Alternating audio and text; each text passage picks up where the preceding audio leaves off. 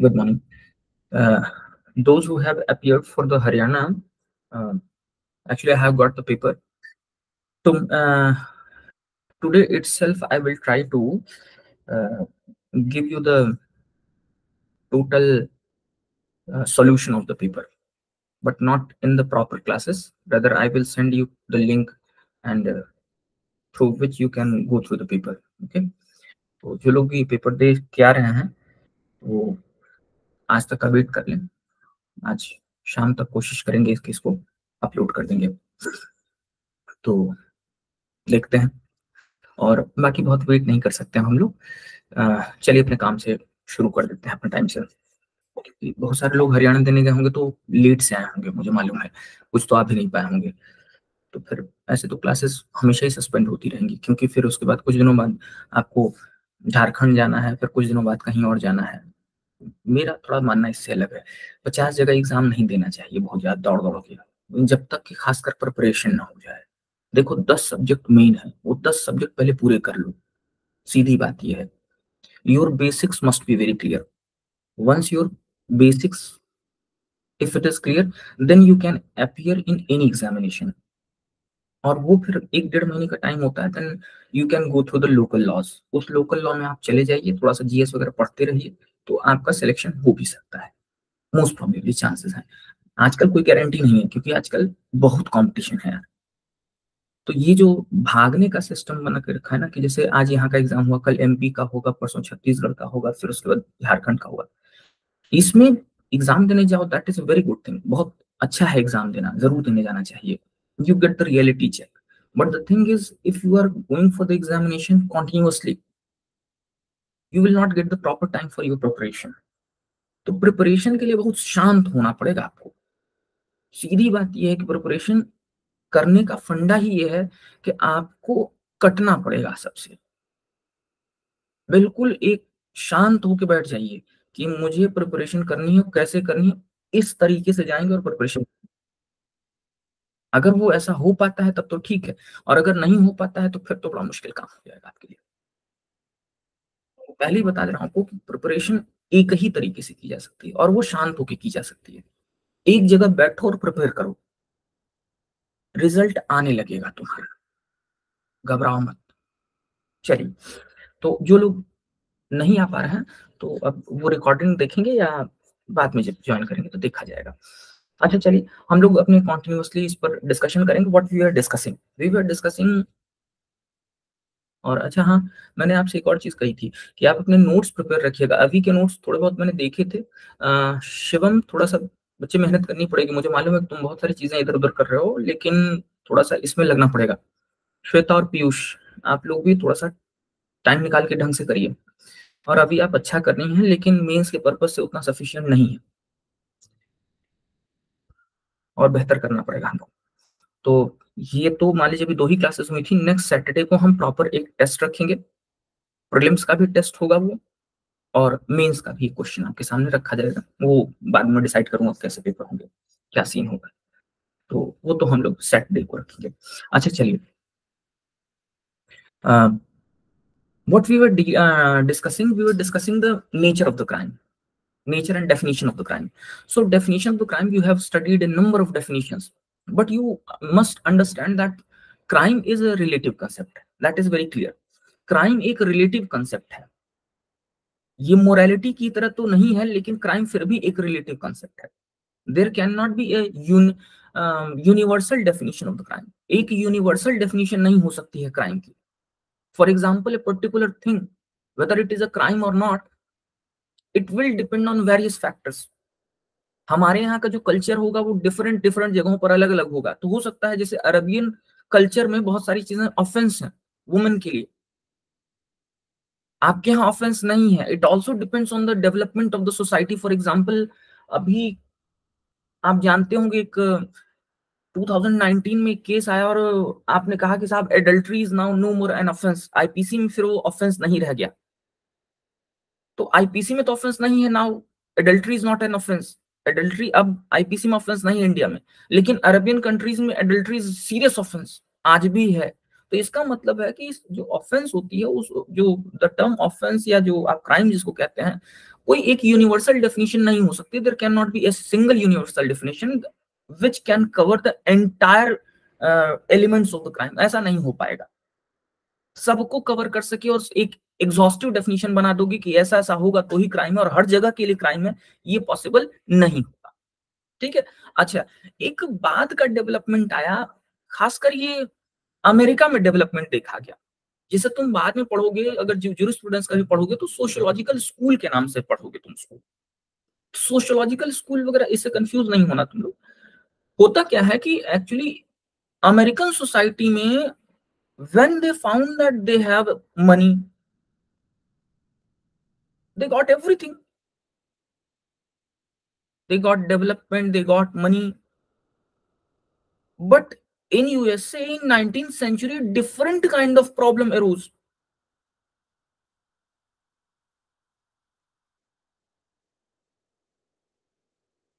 Institution of family was at decline, various offenses they were on peak. तो problem ये हुई कि समझ में नहीं आया कि पॉवर्टी का रिलेशनशिप क्राइम से हो सकता था, ये अचानक इतने क्राइम क्यों हो रहे हैं जबकि हमारे यहाँ तो पैसा भी आ रहा है। वहां पर सोशियोलॉजिकल स्कूल ने एक बहुत बड़ा रोल प्ले किया, और खासकर उसमें एक नाम आता है रॉस्को पाउंड का। ही वाज यूएस जज, actually later on he became जज। तो Roscoe pound he was one of the greatest scholar of the law, बहुत बड़ा स्कॉलर था लॉ का। उसने क्या किया, he studied the crime in respect of the social in respect of society. He found different crimes are arising because of the development or the change in the society. जो society transition के phase से जाती है उसकी वजह से बहुत सारे नए नए क्राइम्स आ जाते हैं। He found that it is actually the social phenomena which is responsible for criminality in the society. उनका इंडिविजुअल नहीं है, ये तो सोसाइटी का रोल है जिसकी वजह से कुछ क्रिमिनल बन जाते हैं। Why is it happening that a particular area it is much more crime prone? जहां पर एजुकेशन कम होगी, जहां पर स्लम एरियाज हैं, they are much more crime prone. ऐसा क्यों हो रहा है भाई? सोसाइटी में एक एक खास एरिया, एक खास जो ग्रुप है वो क्राइम प्रोन क्यों है? इसको स्टडी किया सोशियोलॉजिकल ज्यूरिस्प्रूडेंस ने। बाद में इसके बारे में हम बात करेंगे। तो सोशियोलॉजी का जो रोल हुआ वो क्राइम की स्टडी में बहुत बड़ा इंपॉर्टेंट रोल प्ले किया इसने, और इसकी स्टडी कहां पर की गई? यूएसए में। ठीक है। तो सोशियोलॉजिकल स्कूल कई बार आपसे पूछा भी जाता है प्रीलिम्स में, सोशियोलॉजिकल स्कूल कहां पर डेवलप हुआ? यूएस में। उसके फादर कौन थे? यही थे, रॉस्को पाउंड साहब थे। इन्होंने ही एक थियरी दी थी जिसे अब सोशल इंजीनियरिंग की थियरी बाद में हम लोग पढ़ेंगे कभी मौका मिलेगा तो। He propounded the social engineering theory. आप अच्छा रुकिए, यहां पर मेरा पर्पस सिर्फ इतना है कि आप ये समझिए कि how the society plays an important role in creating the crime. Society के जरिए कैसे क्राइम क्रिएट हो जाता है, कैसे क्राइम होता है, सोसाइटी का उसमें रोल क्या है, जानते हो कैसे? The development of the society is actually the root cause of the new crime, new criminal behaviour, new criminal laws. For example, society में कैसे कैसे चेंज हुए और कैसे कैसे नए नए क्राइम आए। जैसे कि आप यूं समझें कि because of the changes in the morals of the society, जैसे सोसाइटी में मॉरल बदले ना, तो जो पहले क्राइम हुआ करते थे वो बाद में हट गए क्राइम होने से। The things which where criminal earlier, now they have been removed from the criminal code by the courts or by the statute itself. For example, we अभी थोड़ी देर पहले तो हमने बात की थी ना कि ये जो एडल्ट्री है, होमोसेक्सुअलिटी है, 377, कोर्ट ने ही तो इनको कहा कि now they are no more crime. कल हम लोगों ने डिस्कशन किया था। तो ये क्या है? ये सोसाइटी के मॉरल्स हैं जो बदल गए, जिसकी वजह से क्राइम अब नए नए आ गए या कुछ क्राइम हट गए। For example, we can study the dowry prohibition act. Earlier, it was a matter of pride to give the dowry and to take the dowry. But later on, when the morals of the society has been changed, now आप जानते हैं कि dowry prohibition act is there. कुछ society के morals बदले ना तो नए क्राइम आप लेके चले आए। सोसाइटी और कैसे रोल प्ले करती है? सोसाइटी के जरिए जैसे जैसे साइंस एंड टेक इसमें डेवलपमेंट हुआ, साइंस एंड टेक में डेवलपमेंट हुआ ना, न्यू मेडिकल इक्विपमेंट्स, तो वहीं से फिर एक नया क्राइम आ गया जिसको तुम मेडिकल नेग्लिजेंस भी कहते हो। बाद में अभी तो उस पर कई लॉ भी बने। Are you getting my point और नॉट? जितने भी हैं कुछ समझ में आ रहा है ना मैं क्या बोल रहा हूँ? It is not out of context.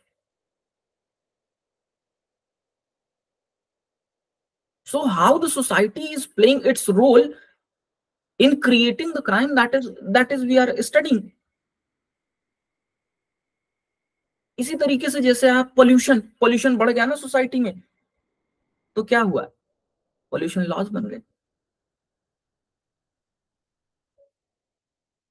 Urbanisation आया, अर्बनाइजेशन की वजह से फिर आपने देखा कि pollution now became very serious problem. अच्छा ये बताइए 18th सेंचुरी में पोल्यूशन जैसी कोई चीज हुआ करती थी क्या? पोल्यूशन लॉस कहीं थे?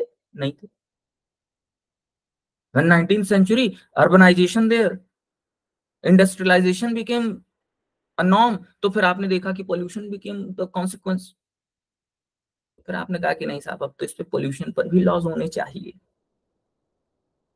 तो इसका मतलब है सोसाइटी में और डेवलपमेंट देखिए। व्हाइट कॉलर क्राइम, नाम सुना है? व्हाइट कॉलर क्राइम, ये सब सोसाइटी के डेवलपमेंट का नतीजा है।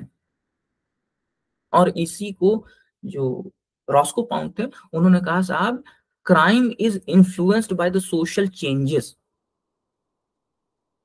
तो जितने भी क्राइम है वो इन्फ्लुएंस किससे होते हैं? सोशल चेंजेस से इन्फ्लुएंस होते हैं। ठीक, ये इतनी बात हुई। इसको आप अपने जो कंक्लूडिंग रिमार्क्स है उसमें लिख लीजिएगा कि there can not be a single definition of the crime which is universal for everywhere. Actually the definition of the crime changes according to time and place.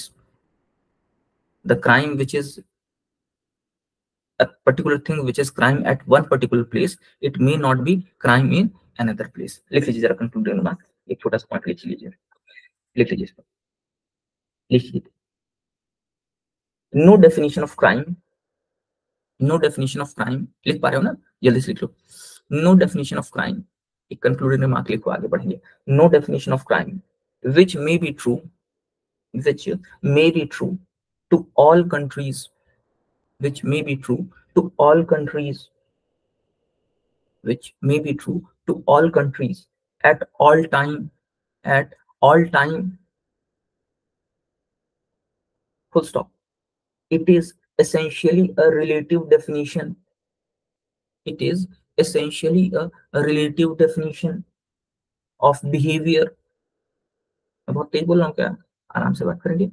It is essentially a relative definition of behavior, essentially a relative definition of behavior that is constantly undergoing change, that is constantly undergoing change,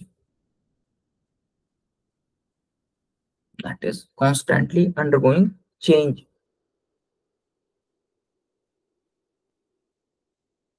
लिखा? लिख लिया तो बता देना। शिवम लिख पा रहे हो कि नहीं लिख पा रहे हो? यार बहुत तेज तो नहीं बोल रहा है? तुम लोग बोलोगे नहीं तो मुझे पता भी नहीं चलेगा, मैं पहले ही बता दे रहा हूँ। ऑनलाइन में नहीं समझ में आता है, थोड़ा बहुत पढ़ लीजिए। क्योंकि यूपी की वैकेंसी वगैरह आ जाएगी तो अपना स्टेट है, बहुत लोग तो यूपी के भी रहने वाले होंगे ना, तो कोशिश की जा सकती है।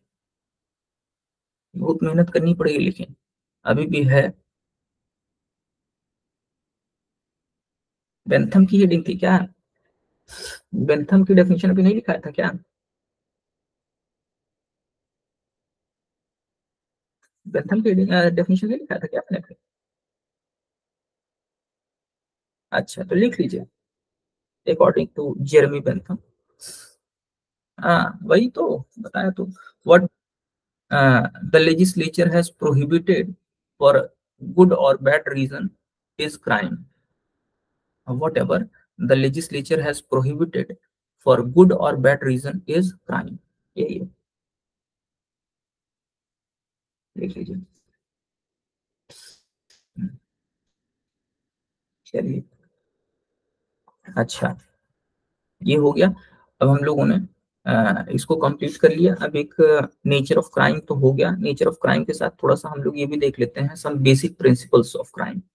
लिख लीजिए जरा,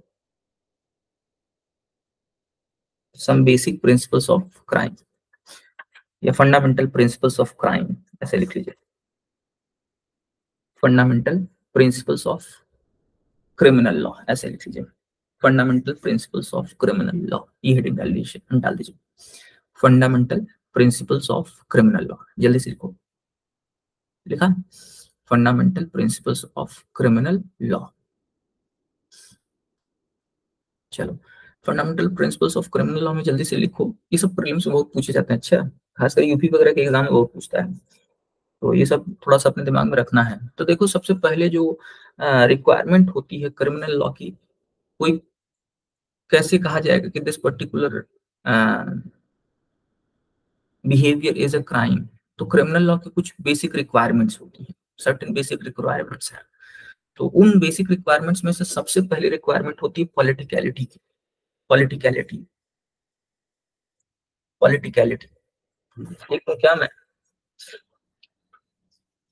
लिख सकते हैं, ऐसा कुछ नहीं। पॉलिटिकलिटी,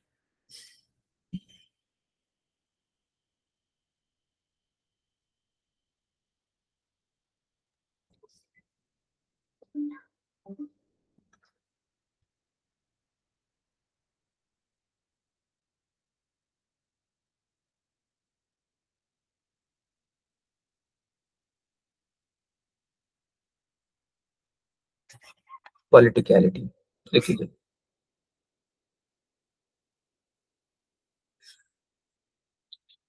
पॉलिटिकलिटी जानते हैं क्या होता है? देयर मस्ट बी अ, इसको ऐसे समझिए, there must be a political agency which must declare a particular behavior as a crime if a particular thing is to be declared as a crime। लिखा दूंगा मैं, पहले समझने की कोशिश करो। देखो, कोई ना कोई ऐसी एजेंसी जरूर होनी चाहिए जो कि ये तय करे, ये बताए कि ऐसा है साहब कि ये बिहेवियर क्राइम माना जाएगा। अब वो पॉलिटिकल एजेंसी कोई भी हो सकती है। जैसे आपके यहाँ वो पॉलिटिकल एजेंसी कौन सी है, बताइए जरा जल्दी से। तो what is the political agency? आपके यहाँ वो पॉलिटिकल एजेंसी कौन सी है?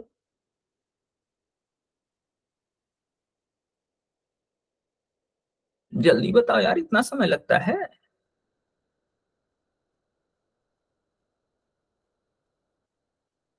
अच्छा, लिखने में टाइम लगता होगा, इतना बड़ा क्वेश्चन नहीं है ये। हद हो गई। अच्छा चलिए, आप नहीं बताना चाहते हैं। देखिए, आपके यहाँ पॉलिटिकल एजेंसी है पार्लियामेंट या state legislature which makes the law. आखिरकार नया क्रिमिनल कोड आया है, भूल भाल गए हो क्या तुम लोग सब, या सो रहे हो सब?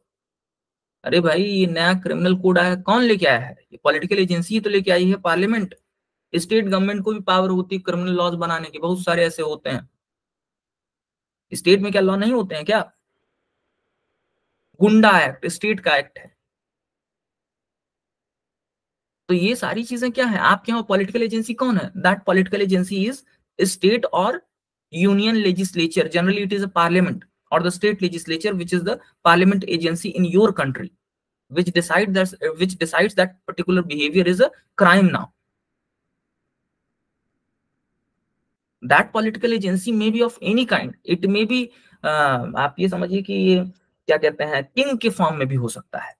लेजिस्लेचर हो, चाहे पुराने टाइम में किंग हुआ करते थे ना, तो वो भी तो डिक्लेयर करते थे कि ऐसे करोगे तो, चोरी करोगे तो हाथ काट लेंगे। जैसे आपके यहाँ पॉलिटिकल एजेंसी दूसरी है, अरब में पॉलिटिकल एजेंसी दूसरी है, वहां पर जैसे किंग सुल्तान, still there is a king. तो वो जो किंग है उनके पास पावर है ना वहां पर, तो पॉलिटिकल एजेंसी के नाम पर किंग है वहां पर।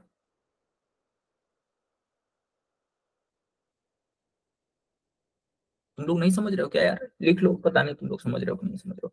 देखो, crime is a behaviour declared by, crime is a behaviour declared by, ऐसे लिखना, crime is a behaviour so declared by the political agency.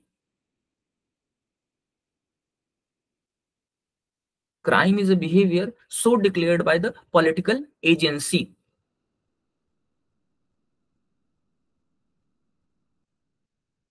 The political agency, full stop देके आगे लिखो, the political agency may be of any kind, may be of any kind. For example, king or state or legislature.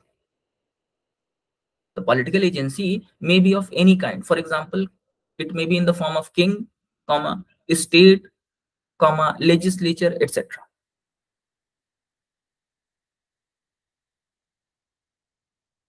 क्या हो गया यार, बड़े चुपचाप से हो सबके सब। मैं अपनी बात तो समझा पा रहा हूं ना आपको।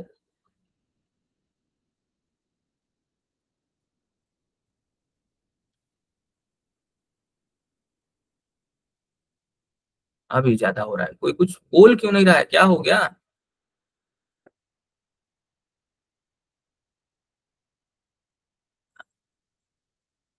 ठीक है, मतलब सब समझ में आ रहा है ना? चलिए ठीक है। हाँ ठीक। नहीं, कोई कुछ लिख नहीं रहा है, मुझे लग रहा है कि ठीक है। एक्चुअली ऑनलाइन में क्या होता है ना कि ये भी नहीं समझ में आता कि सिस्टम सही से चल रहा है कि नहीं चल रहा है। तो आई होप कि सिस्टम ठीक ठाक चल रहा है। हाँ जी। चलिए ठीक।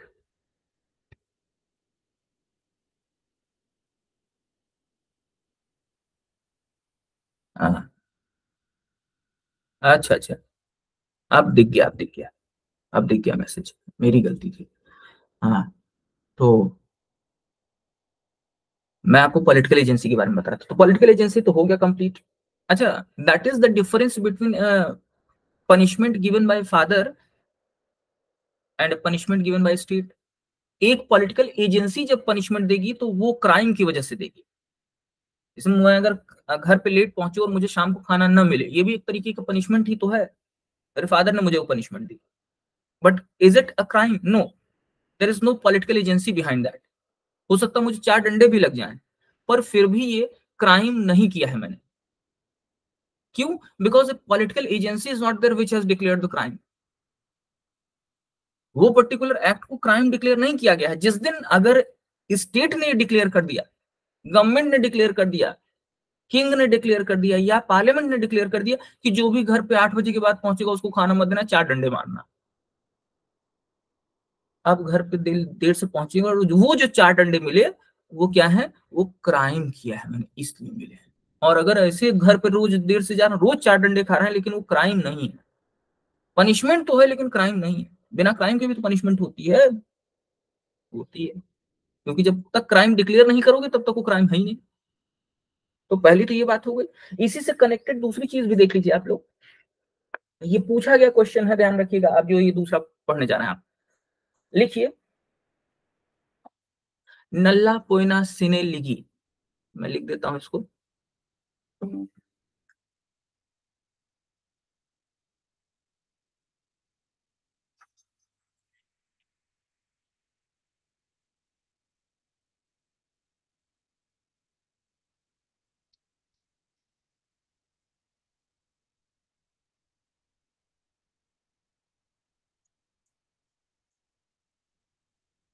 ये पूछा गया क्वेश्चन है। नल्ला पोइना सिने लिगी का मतलब होता है, ये दूसरा प्रिंसिपल है। It means, it means there can be no penalty without law. No penalty without law. लिख लीजिए, there can be no penalty without, सीने का मतलब होता है विदाउट, लीगी का मतलब होता है लेजिस्लेशन। तो नो पेनाल्टी, पोइना का मतलब पेनाल्टी, नल्ला का मतलब no. No penalty without law. No penalty without law. जानते हो ये क्या है? ये आर्टिकल 20 सब क्लॉज 1 में यही बात लिखी गई है। जब तुम कॉन्स्टिट्यूशन पढ़ोगे, बाद में हम लोग पढ़ेंगे भी, article 20 sub clause 1 actually it provides this very rule. जैसे सपोज करिए, अब ध्यान सुनिए, इसका एग्जांपल देखिए। Dowry has always been practice since very ancient period of time, बहुत समय से, पुराने समय से ही डाउरी एक प्रैक्टिस बनी रही। कहते हैं पहली बार डाउरी अगस्त ऋषि ने दी थी, उस समय उसका मतलब कुछ दूसरा हुआ करता था, but it is a very old practice that is final. It was approved in the society, but in year 1961 if I am correct, तो 1961 में जाकर के आपने डाउरी प्रोहिबिशन एक्ट लेके चले आया। तो प्रायर टू 1961 क्या डाउरी बंद थी? नहीं, तब भी ली जाती थी। तो क्या जो 1900, अच्छा एक चीज सपोज करिए कि जैसे सपोज करिए कि 1 अप्रैल 1961 को डाउरी प्रोहिबिशन एक्ट आ गया और मैंने 31 मार्च को अपनी शादी की और मैंने खूब डाउरी ली। 1 अप्रैल को नोटिफाई हुआ है, 1 अप्रैल को नोटिफाई हुआ है और मैंने 31 मार्च को खूब डाउरी ले ली, जानते हुए कि अब कल की डेट से इसको नोटिफाई करने वाले हैं। क्या मैंने कोई ऑफेंस किया है? नहीं किया है। क्यों नहीं किया है भाई? बिकॉज उस टाइम पर कोई लॉ ऐसा नहीं था विच वॉज एक्चुअली रिस्ट्रिक्टिंग मी। उस समय ऐसा कोई लॉ नहीं था which was prohibiting me from taking dowry. तो ध्यान रखें, ये यूपी का प्रीलिम्स का क्वेश्चन है, आपसे ही पूछ लिया था कि इसका मतलब क्या होता है। इसका मतलब कुछ नहीं होता, इसका मतलब यही होता है कि नो पेनल्टी विदाउट लॉ। अगर लॉ नहीं है तो आप पनिश किसी को नहीं कर सकते हैं।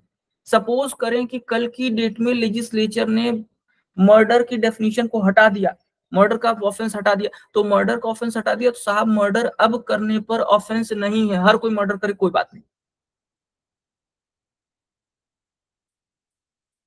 समझ रहे हो ना? इसी तरीके से अब 3 प्रिंसिपल्स हैं, वो तीनों हम लोग देखेंगे। आर्टिकल 20 के तीनों हिस्से ही हैं, आर्टिकल 20 क्लॉज 1 क्लॉज 2 क्लॉज 3, तीनों को देख लीजिए। एक दूसरा जो कहा जाता है, लिखिए प्रोटेक्शन अगेंस्ट डबल जियोपार्डी, तीसरा प्रिंसिपल है क्रिमिनल लॉ का। लिखिए protection against double jeopardy. Protection,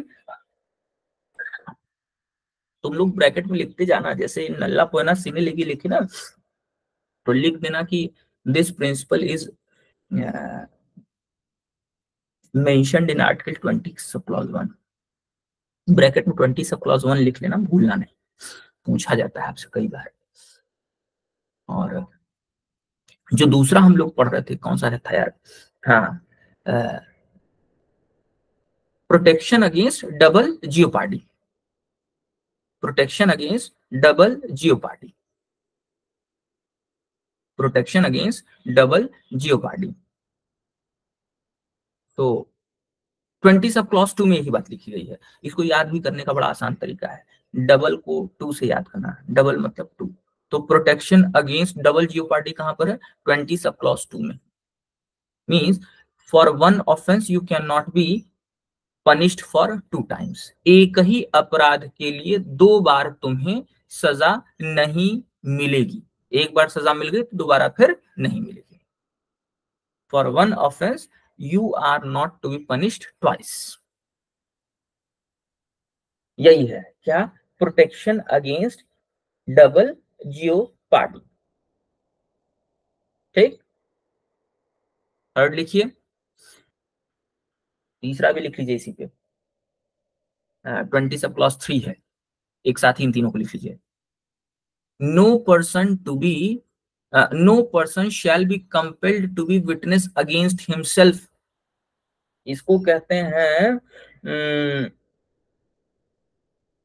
क्या कहते हैं, इस प्रिंसिपल को क्या कहते हैं? प्रोटेक्शन फ्रॉम, क्या बोलते हैं यार इसको?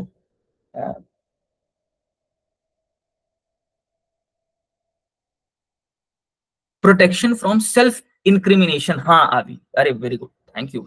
मुझे हालांकि याद आया लेकिन देर में याद आया। Protection against self incrimination. No person shall be compelled to give evidence against himself. This is a protection against self incrimination. Very good, thank you very much. ये शिवम ने भी बड़ा सही जवाब दिया। हाँ श्वेता, अच्छा, ठीक ठीक ठीक।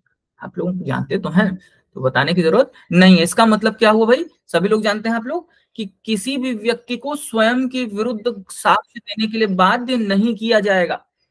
किसी भी व्यक्ति को स्वयं के विरुद्ध साक्ष्य देने के लिए बाध्य नहीं किया जाएगा। No person shall be compelled to give evidence against himself.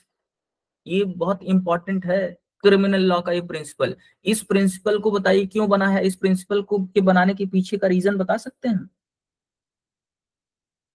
कोई बता सकता है? हालांकि आप बता नहीं पाएंगे, आप बहुत लंबा इधर उधर लिखेंगे। याद, क्लास होती तो हम लोग बड़ा अच्छे से इसको डिस्कशन करते। आप जो भी बताएं, आप में से कुछ लोग जानते हो, कुछ लोग नहीं जानते, और कुछ लोगों को भ्रम रहता है कि वो जानते हैं। चलिए, इसका जवाब सबके लिए है। देखिए, अगर आप इस प्रिंसिपल को हटा देंगे ना, then the entire fair trial will be a joke actually. फिर कभी फेयर ट्रायल नहीं हो पाएगा। क्योंकि जानते हो, अगर तुम सेल्फ इंक्रिमिनेशन को नहीं रोक पाते हो, अपने विरुद्ध साक्ष्य देने से जो रोकने की बात की गई है, then the police is having all the power. 5 minute में केस सॉल्व होगा। मैं किसी टाइम में चोरी करता था, I was in the habit of stealing, but now I have left that habit. अब मैंने छोड़ दिया है वो सब। कोई चोरी होगी, पुलिस मुझे ही पकड़ के ले जाएगी। They will ask a simple question: have you committed theft? I will say no, I have not. And then they will do a magic trick. They will just give me a tight slap, कान के नीचे एक लगा देंगे खींच के, कहेंगे अब याद करो। मुझे तुरंत याद आ जाएगा, हाँ हाँ मैंने ही तो किया था। बस, चोरी सॉल्व हो गई। समझ गए? ट्रायल खत्म। तो अगर आप प्रोटेक्शन अगेंस्ट सेल्फ इंक्रिमिनेशन को नहीं रोकते हैं, तो कभी भी फेयर ट्रायल नहीं हो पाएगा। इसीलिए किसी व्यक्ति को स्वयं के विरुद्ध साक्ष्य देने के लिए बाध्य नहीं किया जाएगा, because state is very very powerful, it can do. तो लॉ ने ही कहा कि नहीं, forceful testimonies are of no value. यहां तक तो हुआ? अच्छा जी साहब, तो यहां तक तो हमने देख लिया। तो 3-4 प्रिंसिपल हुए कि नहीं हुए जी? कितने प्रिंसिपल हुए, जल्दी बताओ। और दाऊद, तुम बहुत गड़बड़ नहीं करो यार, अब तो एलएलबी पास हो गए हैं, स्टूडेंट भी नहीं रह गए अब तो तुम। यू आर एडवोकेट, तो आप अब आप एडवोकेट हैं। इस पे शिवम में बात करूंगा आर्टिकल 20 जब पढ़ाऊंगा तब। अभी इस पर जवाब नहीं, इस पर क्वेश्चन है और बहुत सारे केसेस हैं। थोड़ा सा अपना दाऊद अपने आप को थोड़ा सा बेहतर कर लें, ज्यादा बेहतर होगा, बाकी मर्जी आपकी। अच्छा जी, तो ये तो हो गई बात पॉलिटिकलिटी की हो गई। और अभी आप जो कन्फेशन करते हैं, तो फिर अब क्यों अभी लॉ में जाना, अभी मैं उस पर जाना नहीं चाहता हूँ। एविडेंस एक्ट नहीं याद है आपको? Section 24, section 25, confession to the police officer, confession in the custody of police officer, that is of irrelevant. किसी भी प्रकार से वो जो है वैलिड नहीं है। ये हम लोग नहीं पढ़ा है, तो क्यों ऐसा है? That is actually because the principle is that police is very very notorious. There is a likelihood that police may use the third degree method in order to extract the confession. तो confession लेने के लिए police वाले किस हद तक जा सकते हैं, ये बात तो एक अपनी जगह होगी, पर मार खाने के डर से हम तुरंत ही बोल देंगे। तो उससे अच्छा है तो पहले ही लॉ ने कह दिया कि ठीक है, पुलिस कुछ भी लिखवा के ले आए, हम नहीं मानते, बात खत्म। आप अगर मुझे पुलिस पकड़ के ले जाएगी और मैं लॉ जानता हूं, तो मैं एक शब्द नहीं, मैं तुरंत कहूंगा साहब जितना आप कह रहे हैं मैं सब मानता हूं। मार कौन खाएगा यार बैठ करके? वहीं बैठ करके चार चार थप्पड़ थप्पड़ मारेंगे। सनी देओल थोड़े हैं कि वहां पकड़ करके और चेन से बांध देंगे हाथ पैर और हम उसके बाद बॉडी दिखाएंगे, ओ ये देखो, चिल्लाएंगे तो सब चेन टूट जाएगी, ऐसा कुछ नहीं होता है। बहुत मारते हैं सब, और सनी देओल लेवल कुछ नहीं होते, बहुत पिटाई होती है उधर। डरते हैं बस खाली वही पॉलिटिशियन से, इन सब से। पुलिस भी हमारी आपकी तरह तो है, और क्या है।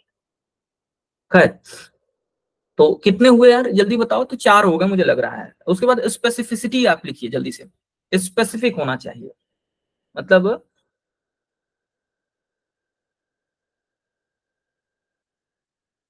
हाँ। अच्छा, ये जो पहला वाला था इसका एग्जांपल वगैरह लिखा कि नहीं? डाउरी प्रोहिबिशन एक्ट वगैरह इसी एग्जांपल में हो जाएंगे। लिख रहे हो कि नहीं लिख रहे हो तुम लोग? लिखते जाना, और अगर खाली कहानी सुन रहे हो तो बहुत पीटेंगे। फिर स्पेसिफिसिटी लिख लो, स्पेसिफिक होना चाहिए क्राइम। क्राइम जो है स्पेसिफिक होना चाहिए। स्पेसिफिक का मतलब क्या होता है? इट मस्ट नॉट बी वेग, the definition must be very clear, unambiguous. जैसे अगर आप मर्डर की डेफिनेशन पढ़ेंगे तो आपको पता चलेगा कि every homicide is not murder. हर एक मर्डर होमिसाइड मर्डर नहीं, कल्पेबल मत जोड़ दीजिएगा। थेफ्ट है, every taking of the property is not theft, उसकी प्रॉपर डेफिनेशन दी गई है ना। तो स्पेसिफिक ऑफेंस है, बस इतना ही लिख लीजिए। उसके बाद अगला लिखिए, 5 हो गए ना। नेक्स्ट लिखिए, uniformity must be there but universality is not possible. अभी थोड़ी देर पहले इस पर डिस्कशन कर चुका हूं, दोबारा डिस्कशन नहीं करूंगा। क्राइम यूनिफॉर्म हो सकता है, यूनिवर्सल नहीं हो सकता है। एक ऑफेंस मैंने भी आपको समझाया कि वन ऑफेंस, जैसे हमारे यहाँ अभी adultery has been removed from the list of offences, IPC से हटा दी गई है, आईपीसी में ऑफेंस नहीं है। But in Arabic countries, Arabian system, वहां पर adultery is still very very serious offence, बहुत सीरियस ऑफेंस है। तो हमारे डेवलपमेंट का हिस्सा उनसे थोड़ा अलग है, हम उनसे ज्यादा कह सकते हैं, या जो भी है, हम डेवलपमेंट हमारा अलग है। तो इसका मतलब है कि यूनिफॉर्म हो सकता है। जैसे यूनिफॉर्मिटी और यूनिवर्सलिटी में डिफरेंस है। यूनिफॉर्मिटी का मतलब होता है if the definition of murder is there, तो मर्डर की जो डेफिनेशन होगी वो ऑल और इंडिया में एक ही डेफिनेशन है ना, कि अगर कोई मर्डर यूपी में मर्डर माना जाएगा तो वो वेस्ट बंगाल में भी मर्डर माना जाएगा। ऐसा नहीं हो सकता है कि ये particular offense is declared to be murder in UP but in West Bengal it is not declared as a murder। जो चीज मर्डर है वो मर्डर रहेगी। तो यूनिफॉर्म तो है बट यूनिवर्सल नहीं है। अब समझ में आ रहा है कि नहीं आ रहा है?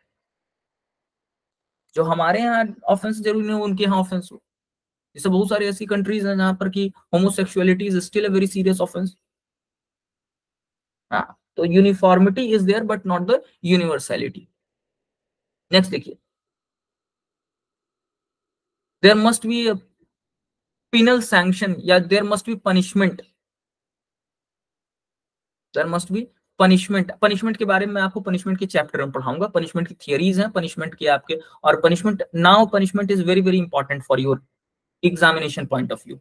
Because what was the basic criticism of criminal law? जब जो लोग आईपीसी मुझसे पढ़ चुके हैं तो मैं आपसे हमेशा कहता था कि आईपीसी मजाक है एक तरीके से, खासकर ये जो मॉनेटरी पनिशमेंट के मामले में।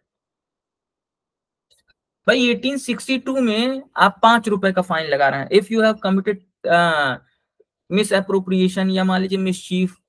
कितने रुपए तक की प्रॉपर्टी? 10 रुपए तक की प्रॉपर्टी, 100 रुपए तक की प्रॉपर्टी। आज की डेट में 100 रुपए में कौन सी प्रॉपर्टी आती है यार? वो सब चेंज हो जाना चाहिए था, वो चेंज हो भी गए। तो इसका मतलब पनिशमेंट के मामले में रिफॉर्मेशन की जरूरत थी और वो रिफॉर्म किए गए। फिलहाल हमारा पर्पज सिर्फ इतना है कि there must be punishment, there must be penal sanction. एक पनिशमेंट प्रेस्क्राइब्ड होगी for a particular offence. Punishment के बिना कोई चीज ऑफेंस नहीं हो सकती है। समझ गए? अच्छा, यहीं पर एक और आपको इंटरेस्टिंग बात बताता हूं। Earlier one criticism was there, very very effective criticism, एक बिल्कुल सही क्रिटिसिज्म था, genuine criticism of IPC, that it was not giving you any option of reformation. छोटे छोटे ऑफेंसेस में भी पनिशमेंट मिल जाती थी।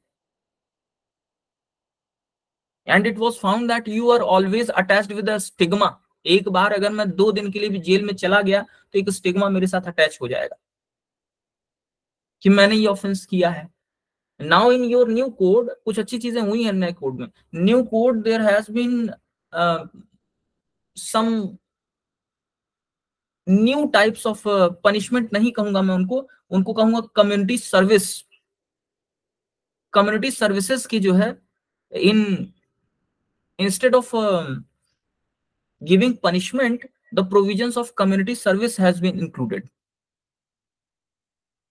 जैसे आप लोग जानते हैं, एक बार मैंने बहुत पहले पढ़ा था, अब तो आप लोग जानते भी नहीं, तब मैं काफी छोटा था, मतलब तब लॉ नहीं जानते थे, एलएलबी भी नहीं किए थे, हमको लगता है हम इंटरमीडिएट में पढ़े थे। तब की वो न्यूज मुझे याद है। ब्रिटनी स्पीयर्स, अब तो आप लोग नाम तो खैर जानते ही होंगे, एक जमाने में बड़ी पॉपुलर हुआ करती थी वो। तो ब्रिटनी स्पीयर्स का ये मैंने पढ़ा था, आई डोंट नो कि वेदर इट इज ट्रू और नॉट। मैंने ये पढ़ा था कि उन्होंने रेलवे स्टेशन पर, वहां पर कुछ उन्होंने कुछ केले के छिलके वगैरह फेंक दिए थे, लिटरिंग वगैरह ऐसे की थी ना, गंदगी फैलाई थी। शी वॉज प्रोसिक्यूटेड एंड जज give the punishment of 1 week of, जो क्या कहते हैं इसको, 1 हफ्ते जज ने ये पनिशमेंट दे दी कि आप प्लेटफॉर्म पे क्लीनिंग का काम करें, so that you should understand how the person who is involved in the process of cleaning he feels, तब आपको इसकी कीमत समझ में आ जाएगी। These are very very effective punishment, बहुत बढ़िया पनिशमेंट होती है ये सब, अगर दिया जा सके तो। जैसे मान लीजिए कि हमारे यहाँ अगर इसको थोड़ा जजेस को इस मामले में फ्री करना चाहिए, लेकिन यही है कि अजीब अजीब पनिशमेंट मिलने लगेंगे, ये भी तो एक खतरा है। मान लीजिए वो बनारस में जब जाइए तो बड़ा पान वान खा के थूकते रहते हैं। तो जैसे अगर मान लीजिए सड़क पर कोई थूके तो उसको पनिशमेंट यही मिलनी चाहिए कि उसके घर में 1 हफ्ते तक सब जगह थूक दे। फील होना चाहिए कि देखो कैसा लगता है अगर कहीं साफ जगह पे थूक दे तो। खैर, तो हो गया पिनल सैंक्शन, समझ गए। पेनल्टी पे या पनिशमेंट में बाद में बात करूंगा आपसे, it is very very important topic now. तो मैं इस पे थियरीज वगैरह बाद में पढ़ाऊंगा, अभी अभी नहीं पढ़ाऊंगा। उसके बाद एक अगला थियरी देखिए या प्रिंसिपल देखिए, एक और प्रिंसिपल है क्रिमिनल लॉ का, presumption of innocence. We have discussed this principle, haven't we? है। जब मैं आपको सिविल और क्रिमिनल लॉ के बीच में डिफरेंस पढ़ा रहा था, तभी मैंने आपसे कहा था कि ये प्रिजम्पशन ऑफ इनोसेंस ये क्रिमिनल लॉ का प्रिंसिपल है, सिविल लॉ में ऐसा कोई प्रिंसिपल एप्लीकेबल नहीं होता। What is presumption of innocence? We have discussed. तो ये लिख लीजिए, presumption of innocence, presumption of innocence, presumption of innocence. Doubt, ठीक है।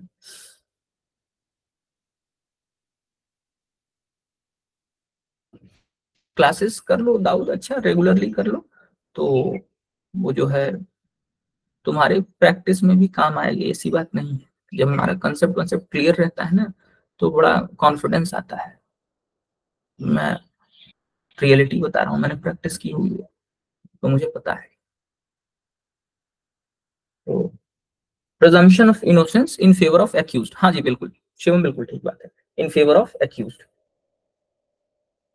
और नेक्स्ट देखिए इसी अगला पॉइंट, अब इसी से कनेक्टेड सारी चीजें होंगी। Benefit of doubt shall be always in the favour of accused. Benefit of doubt shall always go in favor of accused. Benefit of doubt shall always go in favor of accused. ये भी जानते हैं आप लोग, we have discussed कि अगर जरा भी कोई डाउट होगा तो वो हमेशा किसके फेवर में जाएगा? एक्यूज्ड के फेवर में जाएगा। और इसी से कनेक्टेड अगला प्रिंसिपल था कि burden of proof always lies on prosecution, यही तो था, burden of proof always lies on prosecution. तुम लोग समझ तो रहे हो ना, क्योंकि ये मैं पढ़ा चुका हूँ, इसीलिए मैं अब इस पे दोबारा बात नहीं करूंगा। क्यों श्वेता, समझ में आ रहा है ना? नहीं समझ में आएगा तो बोल देना, एक्सप्लेन कर देंगे, नहीं तो तुम्हारी मर्जी। Burden of proof is always on the prosecution, lies on prosecution. Next लिखिए इसी में, नहीं इसमें नहीं, अगला पॉइंट। जितने भी हो रहे होंगे मुझे नहीं पता है, 7 8 कितने हो गए पता नहीं। नेक्स्ट लिखिए,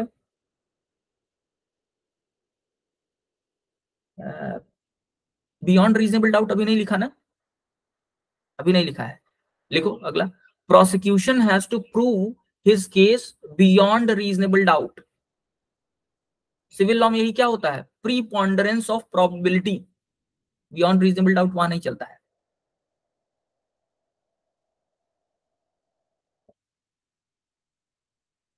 इन criminal law, prosecution has to prove his case beyond reasonable doubt.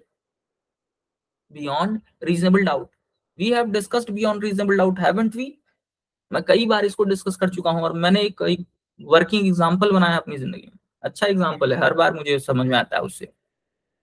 Beyond reasonable doubt का मतलब क्या होता है, इसको समझने के लिए एक छोटी सी कहानी आपको सुनाऊंगा, आप समझ जाएंगे। देखिए, बियॉन्ड रीजनेबल डाउट ये क्रिमिनल लॉ का प्रिंसिपल है, समझे।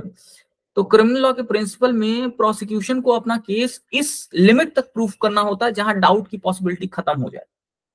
अब डाउट की पॉसिबिलिटी कैसे खत्म हो जाएगी, देखो।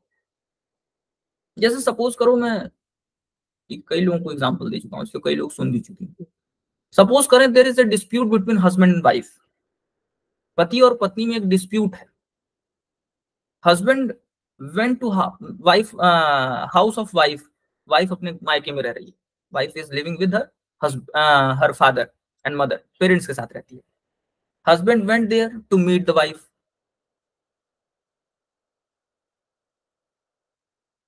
Suddenly the family members they heard the crying of wife, उन्होंने रोने की आवाज सुनी, पत्नी की चिल्लाने की आवाज सुनी, cries of wife. They rushed into the room and they found that wife is on the bed. She was poked with a knife and she is full of blood, बिल्कुल चारों तरफ खून ही खून है उसके।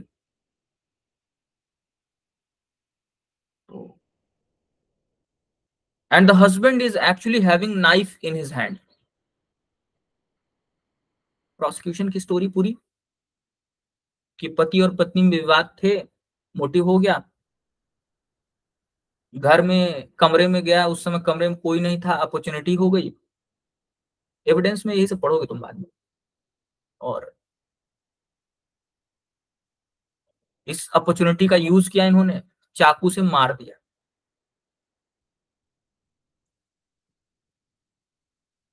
चिल्लाने की आवाज पर सब लोग गए और देखा तो चाकू किसके हाथ में था, हस्बैंड के हाथ में। And husband was trying to jump from the window, window से जंप करने की कोशिश कर रहा था, विंडो के पास खड़ा था, तब तक हम लोगों ने पकड़ लिया। प्रोसिक्यूशन की स्टोरी कंप्लीट हो गई। Prosecution has proved it's case beyond reasonable doubt. हो गया कि नहीं हो गया, जल्दी बोलो। अगर तुम्हारे सामने ये स्टोरी रखें तो तुम्हें क्या लगेगा, मर्डर किसने किया?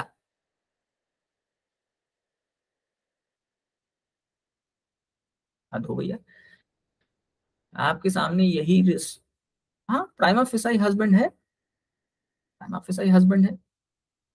तो प्रोसिक्यूशन ने अपना केस तो ऑलमोस्ट प्रूव कर दिया ना। लेकिन जब हस्बैंड की बारी आई तो हस्बैंड ने कहा नहीं, when I went to the room, when I went into room, I found there was another man. हम जब कमरे में गए तो हमने देखा कोई एक और आदमी था। And he was in the argument with my wife. और जैसे ही मुझको उसने देखा तो उसके हाथ में चाकू था, उसने वो चाकू मेरी वाइफ को मार दिया। अच्छा, तो आपके हाथ में चाकू कैसे है? I tried to save the wife and in order to save I just unplugged the knife. मैंने उसकी बॉडी से वो नाइफ निकाल दिया घबराहट में। और मैं ये साबित कर सकता हूं वहां पर एक और आदमी था, क्योंकि भागने के दौरान उसके बाल का एक हिस्सा मेरे हाथ में आ गया, सर का बाल मेरे हाथ में था। और मान लीजिए कि बॉडी में नाखून, बॉडी के उसका कुछ खरोंच गए तो उसका उसका एक पार्ट था। बाद में डीएनए टेस्टिंग की गई, साइंटिफिक एविडेंसेस लिए गए तो पता चला यस, बाल का टुकड़ा उनके हाथ में मिला, नाखून में किसी थर्ड पर्सन की सामान या जो भी कह लीजिए वो मिला। ये सब चीजें क्या है? अब उसने ये साबित किया, साबित तो कोई नहीं कर पा रहा है ना। प्रोसिक्यूशन ने प्राइमा फेसाई अपनी बात साबित की, लेकिन उसमें एक डाउट क्रिएट कर दिया है। अपनी बात साबित नहीं कर पाया हस्बैंड, लेकिन एक डाउट क्रिएट कर दिया कि नहीं स्टोरी के जरिए, और रीजनेबल डाउट है, रीजनेबल डाउट है। तो फिर अगला क्वेश्चन है कि तुम why are you, why were you there on the window? तो उसने कहा कि actually the person was had jumped from the window, I try to catch him. और जब तक उसको जाते पकड़ने के लिए, तब तक ये लोग आ गए मुझे पकड़ने के लिए, और इन्होंने मुझे पकड़ लिया। एक स्टोरी बनी कि नहीं बनी, बस अब ये बताओ। और डाउट क्रिएट हुआ ना इस स्टोरी में। हस्बैंड अपने पार्ट पर, देखो प्रोसिक्यूशन ने अपनी बात की, डिफेंस का काम क्या था? एक डाउट क्रिएट करने का। बस वो डाउट क्रिएट कर दिया हस्बैंड ने, उसका काम खत्म। क्यों? क्योंकि now prosecution has not proved it's case beyond the reasonable doubt. अब प्रोसिक्यूशन अपने केस को बियॉन्ड रीजनेबल डाउट नहीं साबित कर पाया है। एक्यूज्ड क्या होगा? Accused shell get the benefit. हमेशा इसका बेनिफिट कौन जाएगा? एक्यूज्ड देगा। आप समझ में आया? लेकिन वहीं सिविल के केस में क्या होता? सिविल के केस में प्रिपोंडेंस ऑफ प्रोबेबिलिटी, ज्यादा गवाह कौन लेके आ रहा है, सही गवाह किसके पास है। सबको समझ में आ गया?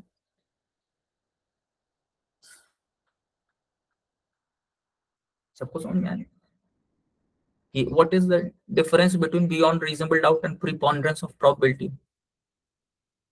एविडेंस एक्ट में पढ़ते हो ये सब।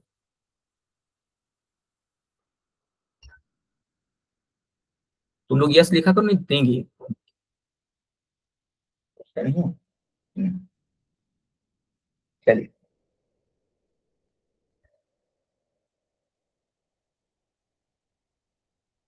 हाँ, एक और पॉइंट लिखिए। कितने पॉइंट हुए यार? कितने पॉइंट हुए? 11 हो गए? अच्छा। हाँ, चलो एक और लिखो जरा।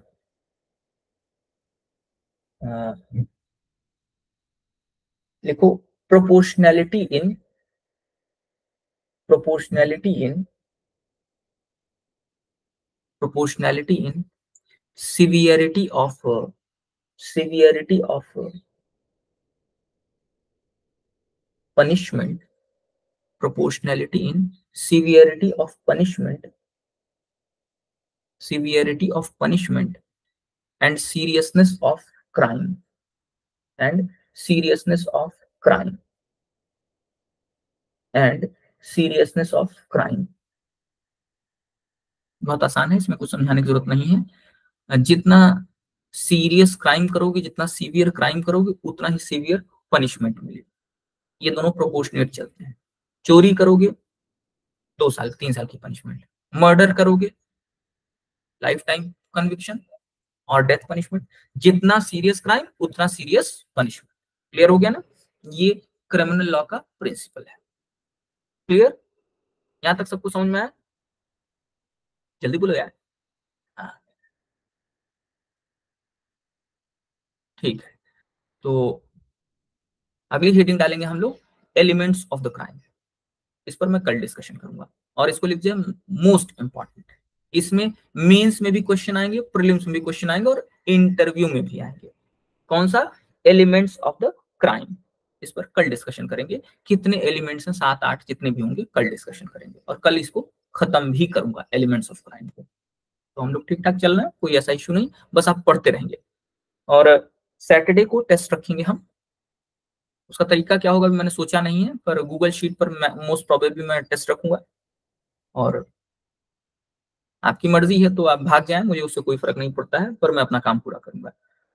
भागेंगे तो आप अपने लिए भागेंगे, मेरा क्या करेंगे। तो टेस्ट रखेंगे, और प्रीलिम्स का भी और मेंस का भी, दोनों। अभी जितना भी पढ़ाएंगे उसी में क्वेश्चन छोटे छोटे भी दे सकते हैं, बड़े भी देंगे। अभी मैं थोड़ा उसका एक तैयार कर लेता हूँ, मुझे क्या करना है, फिर उसके बाद देखेंगे। ठीक है, चलिए। ठीक है, थोड़ी देर बाद हम लोग मिलते हैं, 5 मिनट बाद हम लोग सीपीसी की क्लास करते हैं, ठीक है? चलिए, thank you very much, we shall meet after 5 minutes.